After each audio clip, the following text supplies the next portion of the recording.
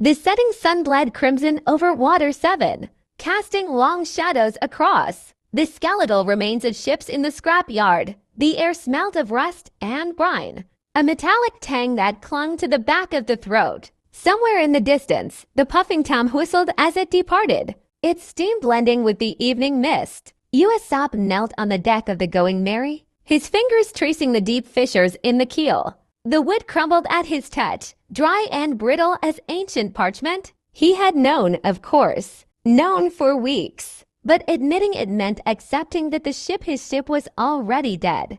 Behind him, the sound of heavy footsteps. Franky stood at the edge of the wreckage, his mechanical limbs glinting in the dying light. His voice was rough, but not unkind. There was something almost clinical in the way he studied the Mary, as though assessing a terminal patient. Usopp didn't turn around. He insisted the ship could still sail. Franky exhaled through his nose a sharp, impatient sound. Then, without warning, he drove his fist into the mast. The wood shattered like glass. Usopp lunged forward, but it was too late. The mast collapsed in a rain of splinters, the sound like bones breaking. He stared, open-mouthed, at the wreckage. Franky pointed at the exposed core, blackened and rotten, explaining that this wasn't just damage, but decay. The ship had been dead for months. Usopp's hands trembled. He wanted to scream, to fight, but the truth sat in his stomach like a stone. Then Franky said the words that cut deeper than any blade. Usopp wasn't fixing her, just refusing to let go. Across the city, in the mayor's office, Iceberg sat stiffly behind his desk. The air was thick with the scent of cigar smoke, cloying and suffocating. Opposite him, Rob Lucci leaned back in his chair, one hand absently stroking the pigeon perched on his shoulder. His voice was smooth, deliberate, as he spoke about Cutty Flam, the former apprentice of Tom the Shipwright, now known as Franky. He slid a photograph across the desk. A younger, wilder version of the cyborg, grinning beside a half-built train, claiming they believed he held the Pluton blueprints. Iceberg's fingers tightened around his pen. The past was a wound that never fully healed. He denied it too quickly. Lucci's smile didn't reach his eyes as he challenged the mayor's response. Back at the Mary, Usopp sat alone in the wreckage, clutching the ship's figurehead.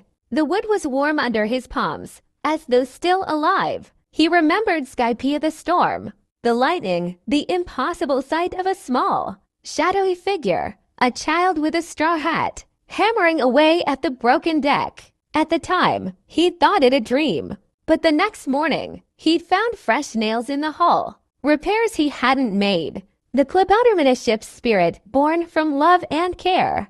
Now, as he pressed his forehead against the figurehead, he could almost hear it laughing. Franky barely had time to react before the wall of his home exploded. Wood and metal rained down as CP9 stormed in, their movements precise, lethal. Khalifa's high heels clicked against the floor, her glasses glinting in the dim light. Bluno demanded to know where the blueprints were. Franky's eyes darted to the hidden compartment, beneath the floorboards containing his most precious memories, photos of Tom. Blueprints of the puffing Tom.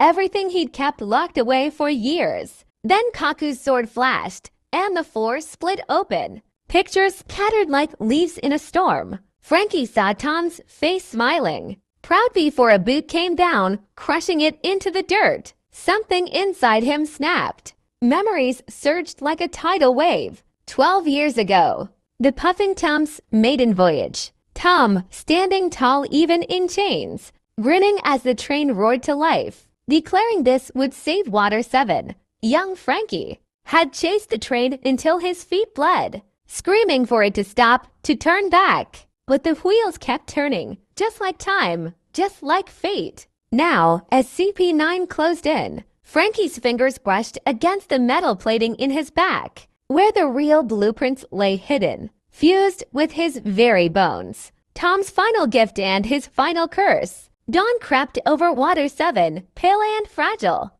Usopp stood at the shore, watching the tide pull at the Mary's remains. Somewhere in the wreckage, he imagined the Klabautermann waving goodbye. Franky, bruised but alive, limped up beside him.